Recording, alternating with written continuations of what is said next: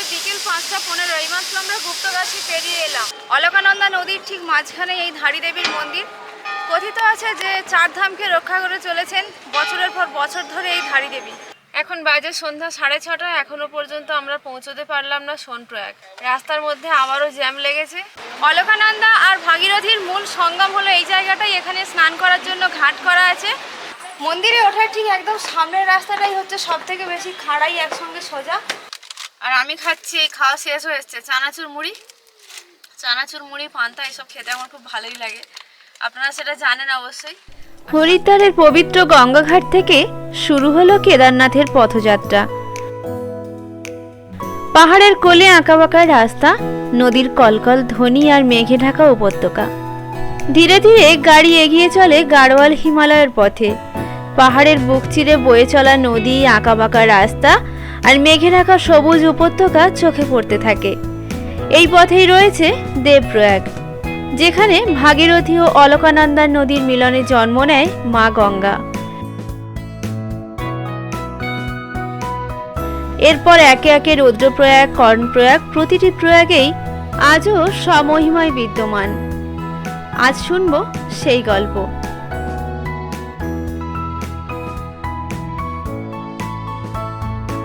প্রায় সকাল 8টা নাগাদ হরিদ্বার থেকে রওনা দিয়ে আমরা যাব আজকে সোনপ্রয়াগ, কারণ আমাদের মূল গন্তব্য হলো কেদারনাথ। তাই যাওয়ার পথে রাস্তায় দেখে নেব রুদ্রপ্রয়াগ, দেবপ্রয়াগ আর ধারী দেবীর মন্দির। আপনারাও যদি যাওয়ার পথে এই জায়গাগুলি দেখে যেতে চান, তাহলে হোটেল থেকে একটু তাড়াতাড়ি রওনা দিতে হবে। যেমন ধরুন সকাল 7টা থেকে 8টার মধ্যে, না হলে আপনাদের সোনপ্রয়াগ পৌঁছতে দেরি হয়ে যাবে। আবার অনেকেই হয়তো গৌরীকুণ্ডে গিয়ে থাকবেন, সেক্ষেত্রে আরও একটু আগে বেরোলে ভালো হয়।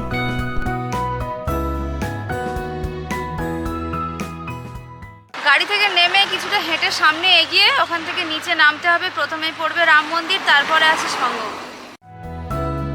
ভারতবর্ষের উত্তরাখণ্ড রাজ্যের তেহরি গাড়োয়াল জেলায় অবস্থিত দেবপ্রয়াগ হিমালয়ের কোলে লুকিয়ে থাকা এক অতি পবিত্র তীর্থস্থান। এখানেই এই দুই মহাপবিত্র নদী ভাগীরথী ও অলকানন্দা মিলনে জন্ম নেয় ভারতের প্রাণ প্রবাহিনী গঙ্গা। এই মিলনস্থলকে হিন্দু ধর্মে অত্যন্ত পবিত্র বলে মানা হয়। নিচে সঙ্গমে যাওয়ার জন্য এরকম টিনের ছাউনি দেওয়া রাস্তা করা আছে, সিঁড়ি দিয়ে ধাপ ধাপ করা। বেশ অনেকটা নিচে, কিন্তু ওঠার সময় ভালোই কষ্ট হবে বুঝতে পারছি।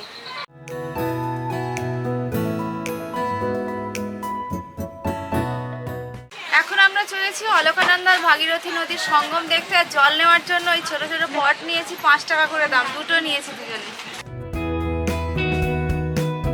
দেবপ্রয়াগ হলো 5টি প্রয়াগের মধ্যে অন্যতম।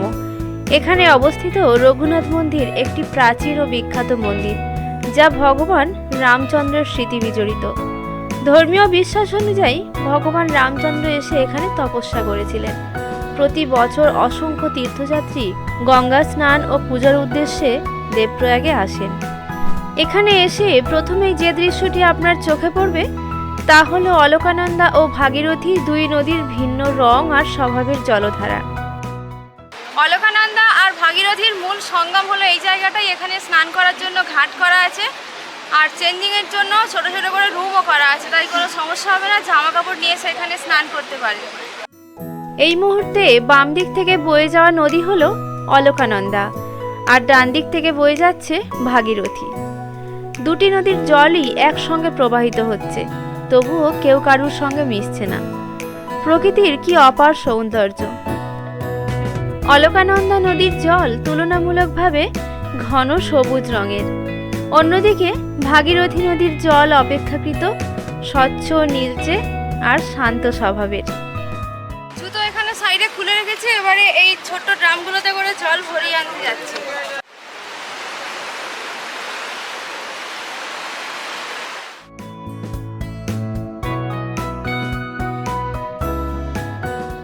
দেবপ্রয়াগ থেকে জল নিয়ে নিয়েছি, এরপরে জুতো চপ্পল সবকিছু পরে ওপরে উঠে যাব আমরা।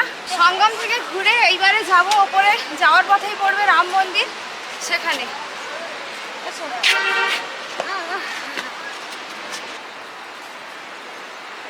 সঙ্গম থেকে একদম ওঠার সময় ডান আওয়াজ শুনতে পাচ্ছি, ওদের খেলছে, ঘুরে বেড়াচ্ছে, ছুটছে, বেশ ভালোই লাগছে।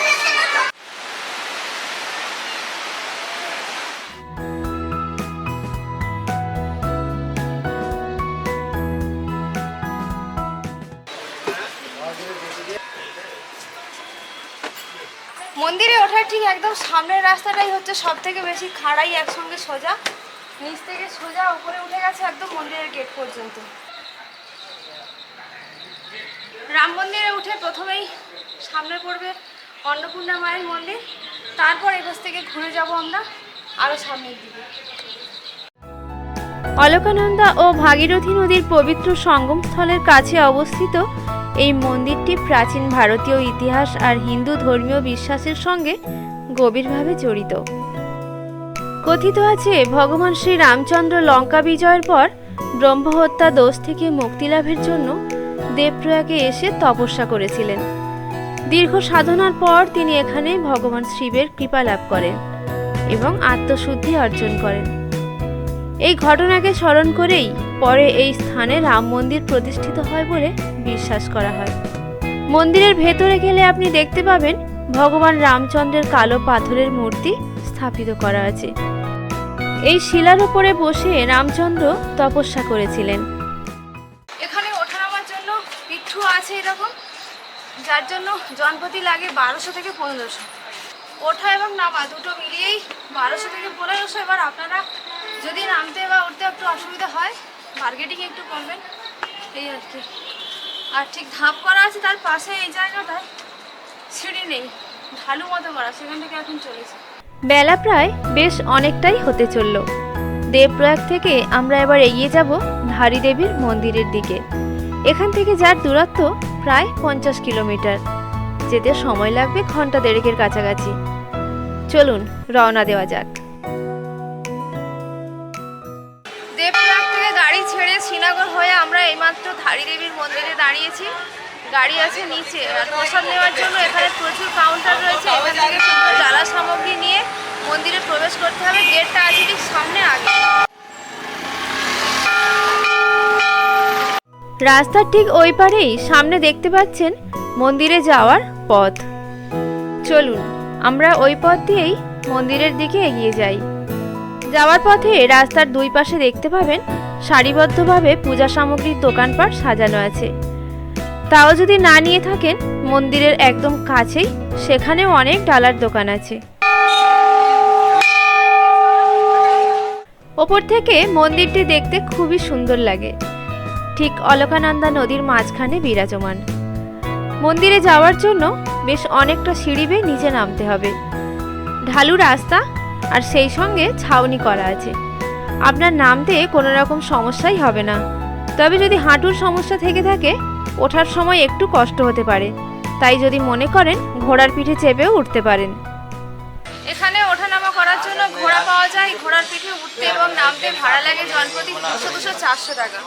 তাছাড়া আপনি যদি মনে করেন যে শুধু উঠবেন তাও হবে, কিংবা শুধু নামবেন সেটাও হবে। উত্তরাখণ্ড রাজ্যের শ্রীনগর জেলায় অলকানন্দা নদীর বুকে পাহাড়ের কোলে দাঁড়িয়ে আছে এই রহস্যময় শক্তিপীঠ ধারী দেবীর মন্দির। ধারী দেবী হলেন মা কালীর এক রূপ, যাকে এই অঞ্চলের মানুষেরা উত্তরাখণ্ডের রক্ষাকর্ত্রী বলে বিশ্বাস করেন। জনশ্রুতি অনুযায়ী দেবী নিজেই এই স্থানে বিরাজমান।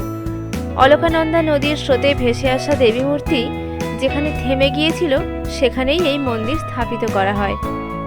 এই মন্দিরের সবচেয়ে বিস্ময়কর বিষয় হলো দেবীর মূর্তি কখনো ছাদের নিচে রাখা হয় না। বিশ্বাস করা হয় দেবী খোলা আকাশের নিচেই থাকতে ভালোবাসেন। দেবীর দৃষ্টি সূর্যাস্তের পর দক্ষিণ দিকে ফেরানো হয় আর সূর্যোদয়ের সময় উত্তর দিকে। এই রীতির অন্যথা হলে নাকি অশুভ ফল দেখা দেয়, এমনই বিশ্বাস বহু প্রজন্ম ধরেই চলে আসছে। আজকে ভক্তের সংখ্যা মোটামুটি ভালোই আছে, তাই মন্দিরে প্রবেশের জন্য লাইনে দাঁড়িয়ে পড়েছি। মন্দিরের গেট ঠিক সামনে, বেশ খানিকটা দূরে।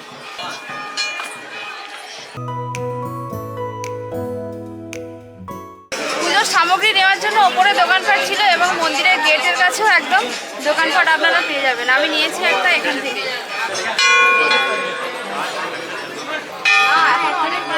সামনে বেশ খানিকটা বাকি আছে।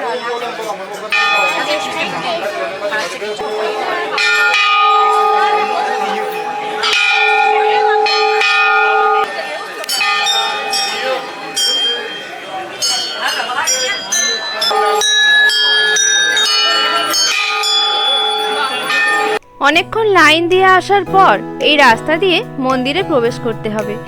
মন্দিরের ভেতরে কোনো রকম ক্যামেরা অ্যালাউ নেই, তাই আমি আপনাদেরকে দেখাতে পারলাম না।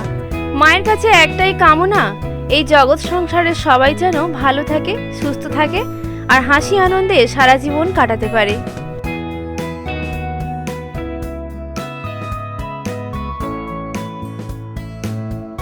মন্দির দর্শনের পর যদি মনে হয় এই অলকানন্দা নদীর ওপরে একটু বোটিং করতে পারেন। বাম দিকে দেখবেন ঘাট করা আছে, সেখান দিয়ে নিচে নেমে বোটিংয়ে উঠতে হবে। চারিদিকে ঘন সবুজে মোড়া পাহাড় আর মাঝখানে এই স্বচ্ছ জলের নদী। প্রকৃতির যে কি অপূর্ব এই সৃষ্টি, সত্যি ভাষায় প্রকাশ করা কখনোই সম্ভব না।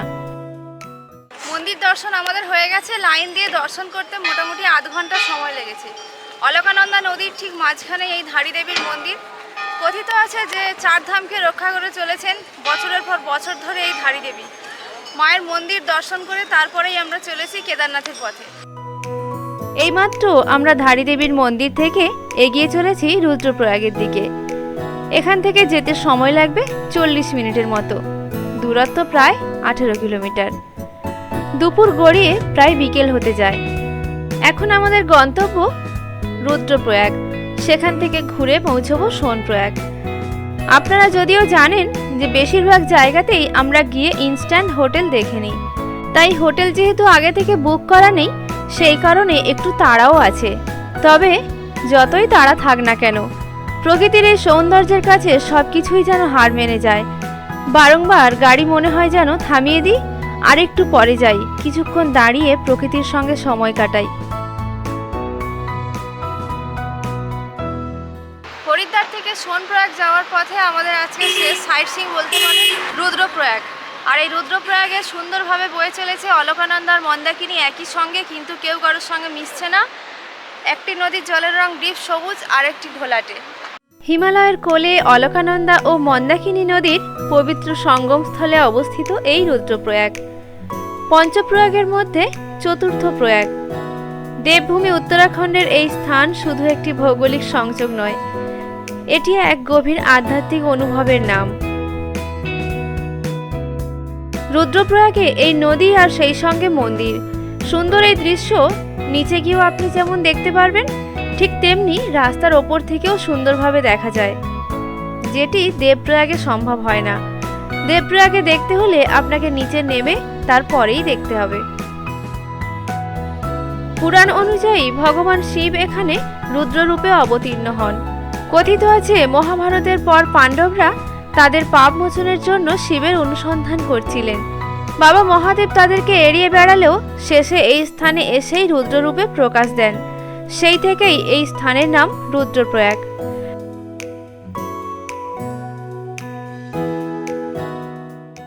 এখন বাজে বিকেল 3:30। এখান থেকে সোনপ্রয়াগ আরও প্রায় 68 কিলোমিটার মতো। যেতে ঘন্টা দুয়েকের বেশি লাগবে, তাই চলুন এগিয়ে যাই, আর দেরি করব না। সোনপ্রয়াগে আমরা চেকিং করিয়ে গৌরীকুণ্ডে গিয়ে একেবারে রাত্রি থাকবো। রুদ্রপ্রয়াগ থেকে আমরা এগিয়ে চলেছি সোনপ্রয়াগের দিকে। এখান থেকে দূরত্ব 70 কিলোমিটার। যেতে সময় লাগবে 2.5 ঘন্টার মতো। আর যদি রাস্তায় জ্যাম থাকে তাহলে 5 থেকে 7 ঘন্টা লেগে যেতেও পারে। এখন বলা যাচ্ছে না, পুরোটাই নির্ভর করছে সময় আর ভাগ্যের উপরে। আপনারা যদি কেউ হেলিকপ্টারে করে কেদারনাথ পৌঁছতে চান তাহলে পেয়ে যাবেন রুদ্রপ্রয়াগ জেলায় ফাটা, গুপ্তকাশী, এছাড়াও শেরসি থেকে। তখন আর সোনপ্রয়াগ যেতে হবে না, ডাইরেক্ট আপনি গুপ্তকাশী কিংবা ফাটা থেকে কেদারনাথ চলে যাবেন, আবার ওখান থেকে ফিরে আসবেন। সেই সকাল 7টায় আমরা হরিদ্বার থেকে যাত্রা শুরু করেছি। বিকেল প্রায় হয়েই এলো। সামনেই দেখতে পাচ্ছি পাহাড়ের চূড়ায় বরফ পড়েছে, আর এপাশ থেকে যখন রোদটা পড়ছে ওই পাহাড়ের মাথায় দেখতে খুবই সুন্দর লাগছে। তাই সারাদিনের যত ক্লান্তি থাক না কেন, বাবার কথা মনে করে মনটা আনন্দে সত্যিই ভরে উঠছে। মনে হচ্ছে খালি কখন হাঁটা শুরু করবো আমরা।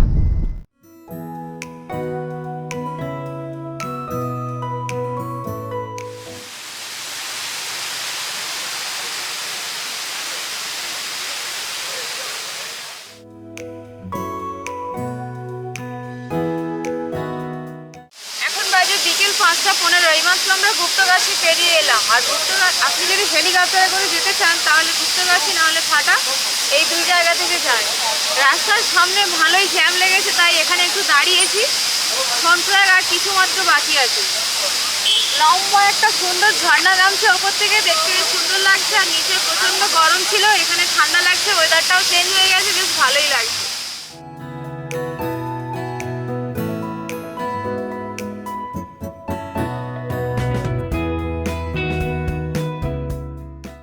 গাড়ি এখন যেহেতু জ্যামে দাঁড়িয়ে আছে তাই কিছু করার নেই। বাইরে মোটামুটি ঘোরা হয়ে গেছে, ঠান্ডা আছে ভালোই, গাড়ির ভেতরে একটু গরম। এখান থেকে এইরকম ভুজিয়া নিয়েছি দুটো, আর এই বাদাম পকোড়া একটা, মোট তিনটের দাম 15 টাকা হয়, কিন্তু ওপরে যেহেতু তাই 20 টাকা নিয়েছে। কম্বো ব্যাগ 3টে 20 টাকা। আর আমি খাচ্ছি, এই খাওয়া শেষ হয়ে এসছে, চানাচুর মুড়ি পান্তা, এসব খেতে আমার খুব ভালোই লাগে, আপনারা সেটা জানেন অবশ্যই। আর সব কিছু খাওয়ার শেষে খাবো আমলকি আর জল। খেয়ে দিয়ে এখন রেস্ট করি, জানি না কখন জ্যাম ছাড়লে তারপরে আমরা আবার এগোবো। খেলে তো হজম করতেই হবে, তাই আমলকি। আর মাঝখানে আমরা সিদ্ধান্ত নিলাম যে আমরা গৌরীকুণ্ডে গিয়ে থাকবো ভেবেছিলাম, ওখানে থাকলে সুবিধাই হতো, কিন্তু লাগেজ আছে, সেই সঙ্গে আমার মেয়েও আছে, আমার মেয়ে হচ্ছে আরেকটা লাগেজের সমান, তাই ওকে নিয়ে আর যাচ্ছি না গৌরীকুণ্ডে। আজকে আমরা সোনপ্রয়াগে হোটেল নিয়ে থেকে যাব, ওখান থেকে ভোর আমরা বেরিয়ে যাব বাবা কেদারনাথের উদ্দেশ্যে। এখন প্রায় 6:45 বাজতে যায়, আমরা দাঁড়িয়ে আছি প্রায় মিনিট 20 ওপর হয়ে গেল। ডান দিক থেকে যে গাড়িগুলো নামছে দেখতে পাচ্ছেন, ওইদিকে আসার লাইনটা মনে হচ্ছে ক্লিয়ার হয়েছে। বিকেলবেলা এই প্রায় 6:45 নাগাদ আপনারা দেখছেন যে গাড়িগুলো নামছে ওপর থেকে, তারা কেদারনাথ দর্শন করে দিনের দিন গৌরীকুণ্ডে নেমে সেখান থেকে ফিরে যাচ্ছে হরিদ্বার। আর আমাদেরও ঠিক ইচ্ছা আছে একই রকম, যেদিন গৌরীকুণ্ডে নামবো সেই দিনই একদম টানা হরিদ্বার ফিরবো, সে যত রাতই হোক না কেন, কারণ ঠিক তার পরের দিন আমাদের ট্রেন আছে।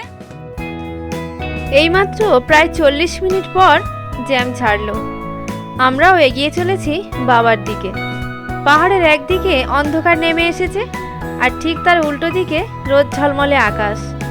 পাহাড়ের খেলার প্রতিনিয়ত এইভাবেই চলে। সকাল থেকে মোটামুটি ভালোই ছিল, এরপর শেষের 10 কিলোমিটার রাস্তা বড্ড খারাপ। দেখতেই পাচ্ছেন সামনে উঁচু নিচু, গাড়ি একদম এগোতেই পারছে না সেইভাবে, তাই এর জন্য সময়টাও অনেকটাই লাগছে। এরপরেও আমাদের কোনো রকমভাবে হোটেলও বুক করা নেই, তবুও কোনো চিন্তা নেই, কারণ বাবা মহাদেবের আশীর্বাদ আর আপনাদের ভালোবাসা সবসময় সঙ্গে থাকে। এ তো সামান্য ব্যাপার, যত বড় বাধা বিপত্তি আসুক না কেন সব কিছু কাটিয়ে আমরা ঠিক যেতে পারবো। এখন বাজে সন্ধ্যা 6:30, এখনো পর্যন্ত আমরা পৌঁছতে পারলাম না সোনপ্রয়াগ বাকি এখনো প্রায় 5 কিলোমিটার। রাস্তার মধ্যে আবারও জ্যাম লেগেছে, দূরে দেখতেই পাচ্ছেন। জানি না আরও কতক্ষণে পৌঁছবো, হ্যাঁ কম করে তো 7টা 7:30 বাজবে। এই মুহূর্তে আমরা রামপুরের ওপর থেকে চলেছি, ঠিক এর পরেই পড়বে সীতাপুর। আপনি যদি হরিদ্বার থেকে বাসে করে আসেন, সীতাপুর পর্যন্তই লাস্ট। এখান থেকে আপনাকে সোনপ্রয়াগ পায়ে হেঁটে যেতে হবে। রাস্তা প্রায় 2 কিলোমিটার। যদি আপনি মনে করেন এখান থেকে ছোট শেয়ার গাড়ি নিয়েও পৌঁছতে পারেন। এখন বাজে রাত্রি 8টা, এইমাত্র আমরা সোনপ্রয়াগে পৌঁছেছি। আর এসে একটা রুমও দেখেছি, এখানে রেট বললো 1500। লাগেজপত্র নিয়ে থেকেই যাই, আর বেশি খোঁজাখুঁজি করলাম না, কারণ একটু রেস্টের দরকার, ভোর উঠে বেরোতে হবে। আজ এই পর্যন্ত, ফিরছি পরের দিন। আপনারা সবাই খুব ভালো থাকবেন, সুস্থ থাকবেন, আর সব সময় মনের কথা শুনে চলবেন।